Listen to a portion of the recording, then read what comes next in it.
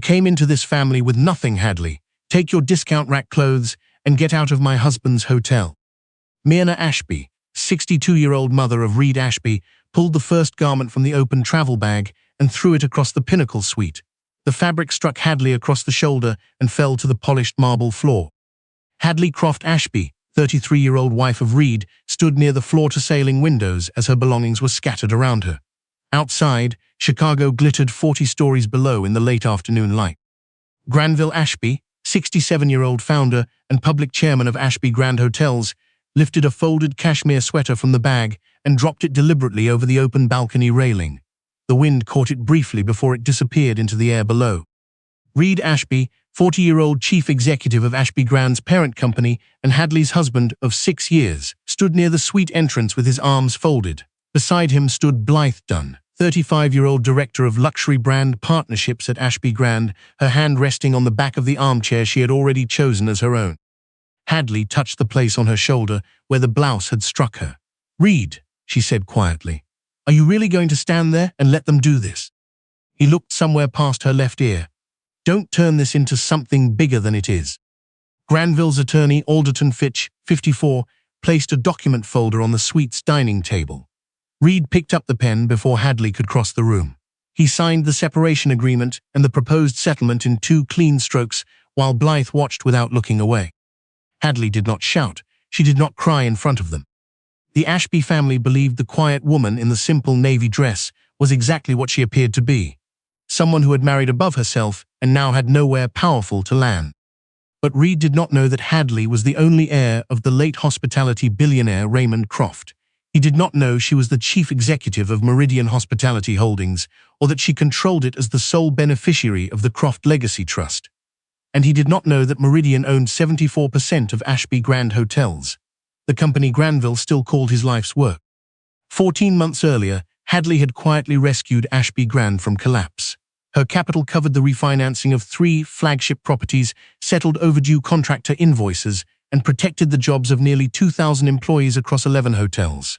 She allowed Granville to remain public chairman, so the family's name, still worth something to lenders and longtime guests, would not vanish from the masthead during the crisis. By signing the settlement today, Reed believed he had removed a liability from his future. Instead, he had separated himself from the woman whose unseen fortune had been holding his entire world upright. Stay until the end, because the family that scattered Hadley's belongings across a suite floor they did not own is about to lose the hotel, the executive aircraft, the announcement ceremony, and the privileged life they believed was permanently theirs. Subscribe now, and comment truth if you believe a woman's silence should never be mistaken for a woman's weakness. 7 weeks before the Pinnacle suite, a different kind of emergency had arrived without warning. Hadley was inside a glass-walled meeting room on the administrative floor of Meridian's Chicago offices. When Rowena Cross, 44, Meridian's operations director, set a financing summary on the table without speaking. Rowena had worked beside Hadley since Raymond's death and had learned to communicate through what she chose not to say. Hadley read the first page and looked up. When did the lender communicate? Yesterday evening. The grace period on the Ashby Grand refinancing ends in 18 days. 2 properties are behind on their draw schedule. Which ones? The Pinnacle and the Harbor location. Rowena paused. There is something else. Hadley had learned to trust Rowena's pauses. Tell me. The draw schedule delay wasn't operational. Someone redirected the capital reserve. Where did it go? Rowena placed a second document beside the first. 40% went toward private renovations at Granville's Lake Geneva estate. The remainder funded a brand activation event for Blythe Dunn's division, classified under Ashby Grand's loyalty program marketing budget. Hadley's expression did not change, but her hands stilled against the table. She had visited the Lake Geneva estate twice. Granville had described the renovation as a personal project funded with his own resources. That had apparently not been true. Through the glass wall, her assistant Kezia Pruitt, 29, watched her face and waited. How long before the lender acts? Hadley asked. 14 days if the draw schedule isn't corrected, possibly less if they conduct an audit. Hadley looked through the window at the city below. She thought about the housekeeping staff on the morning shift. The kitchen workers who had reported to the Harbor location's restaurant at 5 that morning, without knowing their pension contributions had been delayed for the 3rd consecutive quarter. The front desk supervisors told the renovation of their employee break room was indefinitely postponed. None of them had created this problem. Cormac Dre, 57, Meridian's lead independent board director, and the man who had helped Hadley understand her inheritance after Raymond died, entered the conference room and closed the door softly. "The emergency bridge facility is ready," he said, "$22 million. But once we move it, Meridian will have covered another Ashby grand shortfall while the Ashby family continues to treat the company as a private account." Hadley picked up the secure authorization tablet. "Send it directly to the lender, not through Ashby Grand's operating accounts." Cormac nodded. "And begin the full audit. Every authorization, every invoice, every account submitted under Granville's executive authority for the past 2 years." He paused near the door. "Once that starts, they will eventually know." "I know," she said. She pressed her thumb against the screen and approved the transfer. Hadley had not planned to love Reed Ashby. They had met at an industry conference in San Francisco 8 years earlier. A senior executive from a competing group had publicly belittled a young event coordinator in front of a full ballroom because a floral arrangement had arrived in the wrong color. The coordinator was new. She was shaking. Reed had crossed the room, stood beside the coordinator, and told the senior executive, loud enough for the surrounding tables to hear, that the arrangement looked fine and that the conversation was finished. He had not known Hadley was watching. He had not known she was Raymond Croft's daughter. She had used her mother's surname her entire adult life, and Raymond had raised her away from the public side of his empire deliberately. That was why Reed's kindness had mattered. She had spent her whole life watching powerful men perform decency whenever audiences were present. Reed had acted when no one important was watching. She had believed for 6 years that the man she had married was still somewhere inside the one she had fallen for. Before their wedding, Hadley had told Reed her father had left her a private trust with aviation and hospitality interests. Reed had assumed it held a small portfolio because Hadley lived simply. She drove an ordinary car, wore unremarkable clothes, and never used money to demand attention. When Granville insisted on a prenuptial agreement protecting both families' separate assets, Hadley had signed it without objection. Granville believed he was protecting the Ashby name from a woman with nothing.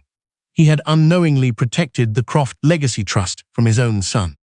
3 weeks before the Pinnacle suite, Hadley stood at the glass wall of the executive boardroom and watched Reed deliver Ashby Grand's annual strategy presentation. He moved through the slides with the confidence of a man who had never doubted his place at the front of a room. He talked about legacy and vision and the future Granville had built. He did not say, because he did not know, that his wife had funded the stability making the board receptive to anything he proposed. When the presentation ended, Blythe crossed the room and handed Reed a coffee without being asked. She straightened his collar. She laughed quietly at something he said. Hadley told herself she did not yet have proof. She went back to her desk and opened the internal travel records the audit team had quietly compiled. The records were not innocent. Reed's name appeared beside Blythe's on 11 internal flights over 14 months, each logged as a brand development trip. Beneath the manifests was a hotel invoice from a property in Charleston. The names listed for the suite were Reed Ashby and Blythe Dunn. Hadley sat with the papers until the floor grew quiet around her. She did not feel rage. She felt the specific exhaustion of someone who had suspected the truth for a long time and finally stopped pretending otherwise. Myrna's invitation to the Pinnacle suite came 3 days later. She called it a family conversation. She used the word in the tone she reserved for things already decided. Hadley asked Kezia to wait near the service entrance with the car. Kezia studied her face without asking a question. "Engine on," she said. Inside the suite, Myrna had arranged a private lunch. Hadley's place card sat at the far end of the table, away from Reed. A travel bag had appeared in the adjoining guest room, Hadley's own bag, sent up from the lobby by a bellman who would not meet her eyes. Granville spoke first. He described Reed's readiness to lead the company into its next era. He talked about image and what a man in Reed's position required from a partner. He used the word family the way people use it when they mean the opposite. When Hadley asked to speak privately with her husband, Granville shook his head. "Whatever you need to say, you can say here." On the private section of the terrace, Reed told her the marriage had become something he could not sustain. He said Blythe understood the demands of his position in ways Hadley never had. He said Hadley was comfortable with small things and said it as though it were a failure. Hadley thought about the night 14 months ago when Reed had sat on their kitchen floor and told her Ashby Grand was going to collapse. He had believed a company his father had spent 3 decades building was about to vanish. He had been frightened in a way she had never seen. She had stayed beside him until he stopped shaking. After he fell asleep, she had gone into her office and called Cormac. She had never told him what she did that night. She had wanted him to remember that someone stayed, not that someone wrote a check. Now he stood on a terrace inside a hotel saved by her capital and told her she had never understood his world. "Do you love her?" Hadley asked. Reed looked toward the city. Myrna entered with the others before he answered. Alderton Fitch opened the folder. Reed signed both pages while Blythe stood beside him like a conclusion already reached. Myrna then opened Hadley's travel bag and began. The first blouse struck Hadley across the shoulder. A folded skirt landed near her feet. When Myrna threw the leather travel belt harder than she intended, its metal clasp struck Hadley's wrist. Hadley turned to her husband. "Tell them to stop." Reed looked at his father, then at Blythe. "Don't make this harder than it needs to be," he said. Myrna reached into the bag again. Silver Rand, 48, Ashby Grand's general manager, stood near the suite entrance and said nothing visible. What she did was press a command on her tablet that preserved the full recording from the terrace's disclosed security camera, a standard installation at all executive event spaces, before Granville could think to order it erased. Hadley gathered what had not been thrown, thanked Silver quietly, and walked out through the service corridor. Kezia was waiting. Neither of them spoke until the hotel was gone behind them. Then Hadley pressed her hand against her wrist, where the clasp had struck, and her shoulders began to shake, and Kezia reached across the seat and held her hand without saying a word about being strong. Rowena arrived at Hadley's apartment the following morning and placed the full audit summary on the table. The findings were not subtle. Granville had used Ashby Grand's renovation budget to fund improvements to 3 personal properties. He had logged private family vacations as site inspections for future hotels. Using company aircraft, his rescue agreement did not authorize for personal travel. He had approved personal entertainment expenses, dinners, gifts, private events, through Ashby Grand vendor accounts established for legitimate business purposes. Reed's records showed 14 months of personal travel classified as brand development. Blythe had submitted jewelry, private hotel stays, and event costs under Ashby Grand marketing codes. A senior finance officer named Hartwick Gould, 46, had approved several submissions after receiving a message from Reed suggesting the review process be streamlined for executive-level requests. Hadley read the audit twice. Then she formally disclosed her marriage and her pending separation to Cormac, and recused herself from any decision concerning Reed's employment.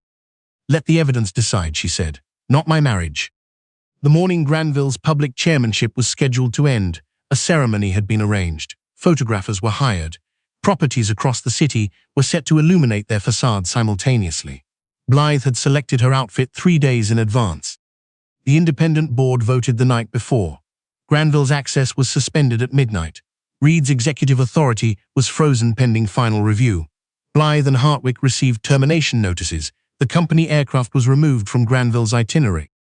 None of them opened the preliminary compliance notices delivered to their suites before 11 o'clock that evening. Granville sat unopened on the nightstand while he reviewed the remarks he had written for the morning. By sunrise, his keycard no longer opened the executive elevator. Hadley arrived at the Pinnacle 2 hours before the scheduled ceremony. She walked through the service corridor with Rowena, Cormac, and 2 independent board members. An employee held the door for her without being asked. A second nodded from across the lobby floor. She had spent 14 months as a shadow inside this building, approving the financing that kept its kitchens running, personally guaranteeing the contractors who refinished the guest floors, protecting a workforce that had never known her name. The Ashby family had accepted the results and credited their own management. She waited inside the grand ballroom. The room had been prepared for a leadership announcement. The announcement that would happen now was different from the one Granville had planned. The Ashby family arrived at the main entrance with luggage and a photographer.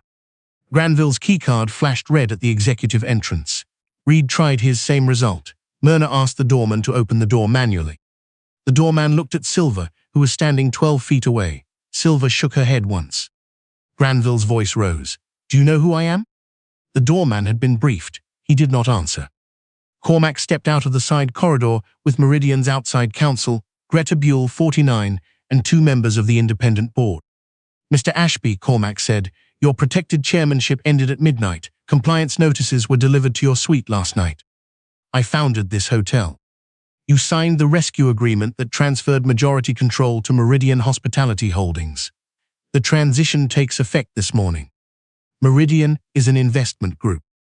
Meridian is controlled by the Croft Legacy Trust. Cormac paused. Raymond Croft's estate. His sole beneficiary has been Meridian's controlling owner since Raymond's death. Granville went still. The name reached him differently than he had expected. Raymond Croft had once been an authority in this industry. A man who financed hotels, owned aviation infrastructure, and moved money with the patience of someone who understood that real ownership did not need an audience. His daughter used her mother's name, Granville said slowly. Yes, Cormac said. The ballroom doors opened. Hadley walked out. She wore a dark blazer and low heels. She carried nothing that announced itself. The photographer Blythe had hired lifted his camera and then lowered it, uncertain who he was supposed to frame. Granville pointed toward her. Remove her. No security officer moved. Hadley stopped at the center of the lobby. Around her stood independent board members, Meridian's legal team, and a group of journalists invited for the ownership transition announcement, not for the Ashby family ceremony, but for the announcement Hadley had authorized the night before. Cormac addressed the room. This is Hadley Croft Ashby, Chief Executive and controlling owner of Meridian Hospitality Holdings through the Croft Legacy Trust. Meridian owns 74% of Ashby Grand Hotels. The lobby went quiet. Reed stared at his wife, the woman he had called comfortable with small things, the woman whose bag his mother had emptied across a hotel suite floor. You let me believe, he started. I told you the truth, Hadley said. You chose not to ask more questions because you decided what I owned wasn't worth understanding. Greta Buell stepped forward and addressed Reed directly. The findings were listed without drama. Unauthorized personal use of company aircraft, misclassified personal travel, pressure applied to finance staff to approve unsupported submissions, an undisclosed romantic relationship with a direct report. Each item was documented. Each item bore Reed's name. Reed looked at Blythe. For the first time that morning, she looked somewhere else. Blythe's termination grounds followed: falsified campaign records, personal expenses submitted under marketing codes, hotel receipts from non-business travel, Hartwick's suspension, Granville's personal use of renovation and aircraft budgets. Then Granville said it, "You're doing this because he left you." Hadley looked at the man who had dropped her sweater over a hotel railing. The audit was ordered before the divorce papers were signed. I recused myself from every decision about Reed. The board made their determinations independently. Ask Cormac when the audit began. Cormac gave the date. It was 6 weeks before the Pinnacle suite. Myrna stepped toward her. We gave you a place in this family. You gave me a guest room at the end of the hall, Hadley said. What happened in that suite was wrong regardless of what I own. You threw my belongings at me inside a hotel, my company funds. That would have been wrong even if you had been right about me. Greta informed Myrna that all Ashby Grand funded accounts and personal privileges connected to her use had been suspended. She informed Granville that 2 of his personal properties were under lender review following the discovery of unauthorized company guarantees used to support private debt. The guarantees Granville had signed, the debt Granville had created, the consequences arriving through his own paperwork, not through Hadley's authority. Granville looked at the closed ballroom doors, then at the silver emblem newly installed beside Ashby Grand's permanent signage on the lobby wall. 2 simple rising lines forming a wing shape, the Meridian mark authorized for the transition announcement. Reed had seen that shape before. Hadley had sketched it once in the margin of a notebook while on a call about her father's holdings. He had not asked about it. He had assumed it was something small. Dorian stepped toward her, and for a moment the lobby held its breath. Hadley, Reed said. She looked at her husband. The man who had once crossed a ballroom to stand beside someone no one was protecting. The man who had sat on their kitchen floor and cried because he was afraid. Those moments had been real. They did not make the other moments less real. I needed to know what you would choose while you believed I had nothing, she said. Now I know. She walked back toward the ballroom doors, and they opened for her. The consequences did not arrive all at once. They came through the audit committee's final report, through civil proceedings Ashby Grand filed to recover misused funds, through lenders accelerating reviews on guarantees Granville had signed without authorization. The Lake Geneva estate entered restructuring first. A second personal property followed. Reed's termination became permanent. He applied to other hospitality groups. Several declined without explanation. His executive residence at the Pinnacle, his access to the company aircraft, and his planned announcement were all gone before the year ended. Blythe's claim that she had followed approved procedures collapsed when investigators produced her own emails describing how she had structured the submissions. Her professional reputation contracted quickly. Hadley did not attend any of those proceedings. She received the reports. She did not ask for updates on Reed personally. Porter Ashby, 31-year-old nephew of Granville, and Ashby Grand's director of hotel security, the man who had quietly the sweet footage and transferred it to outside counsel before Granville could order it erased, sent her a message the afternoon the Lake Geneva restructuring was confirmed.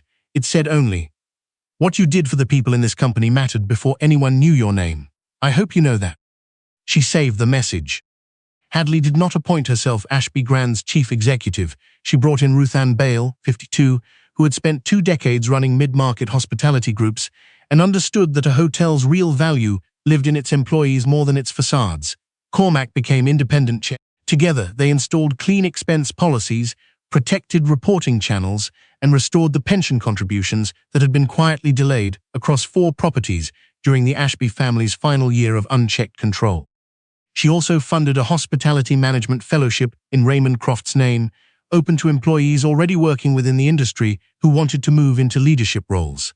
The first cohort was selected by department heads at each property. The divorce was finalized 6 months after the lobby confrontation. The prenuptial agreement Granville had demanded before the wedding applied equally to both spouses. Every clause he had written to protect the Ashby family from Hadley now protected the Croft Legacy Trust from his son. He had spent years building a wall to keep her out. He had built it around her instead. A letter arrived at Meridian's offices 3 weeks after the decree was final. Hadley recognized Reed's handwriting before she opened it. He did not ask her to reconsider. He did not name his parents or Blythe. He wrote that he had understood too late, that she had spent 6 years loving him honestly, and that he had mistaken the absence of demands for the absence of depth. He wrote that he was sorry for the suite. He wrote it without qualifications for the first time. Hadley read it twice. She placed it in a drawer. She did not answer, but she did not throw it away either. Accountability could not rebuild what was broken, but perhaps it was the first honest thing Reed had done in a long time. She could hold that separately from the rest. On the morning of the fellowship's first award event, Hadley rode a regular elevator from the lobby to the mezzanine ballroom with Kezia beside her and 2 employees from the housekeeping department who had been nominated by their supervisors. She did not use the executive entrance. She did not arrive with a photographer arranged in advance. Inside, the room was full of people who had spent years making other people comfortable without anyone learning their names. Ruth Ann spoke first. Cormac followed. Then Porter stood and described what Ashby Grand had looked like 14 months earlier. The frozen accounts, the contractors who had stopped returning calls, the employees who had shown up every morning without knowing how close the company had come to not being able to pay them, and what it looked like now. When Hadley stepped to the front, there was no prepared speech. She said what was true, that a company was only as strong as the people who showed up to do the work, and that no one in this room should ever again wonder whether the person controlling the organization knew what they contributed or cared what happened to them. The applause came slowly, then filled the room. Afterward, alone on the Pinnacle's observation terrace, the same floor where her cashmere sweater had been dropped over a railing 7 months before, Hadley looked out at the city without any ceremony attached to the moment. She had come up early to return a call from Cormac about a property the trust was evaluating in another market. She had sat on the terrace because it was quiet. She thought about her father. Raymond Croft had never put his name on the buildings he financed. He had told her once that real strength did not need to announce itself. He had warned her that the most dangerous thing a powerful person could do was confuse access with ownership, and that the day you stopped being able to tell the difference was the day you had already begun to lose. She had hidden her identity to give Reed an honest chance to love her without the weight of what she owned. She had stayed silent while the Ashby family dismissed her, because she had wanted to believe the man she married was still capable of choosing differently. He had not chosen differently. But that failure did not rewrite everything that came before it, and it did not define what came after. Hadley approved Cormac's property evaluation on her phone and looked out at the skyline her father had never needed to put his name on. the company was stable. The people in the ballroom below were receiving something real, and whatever the Ashby family had tried to take from her in this building, the building itself now belonged to what she had chosen to build after them. She went back inside,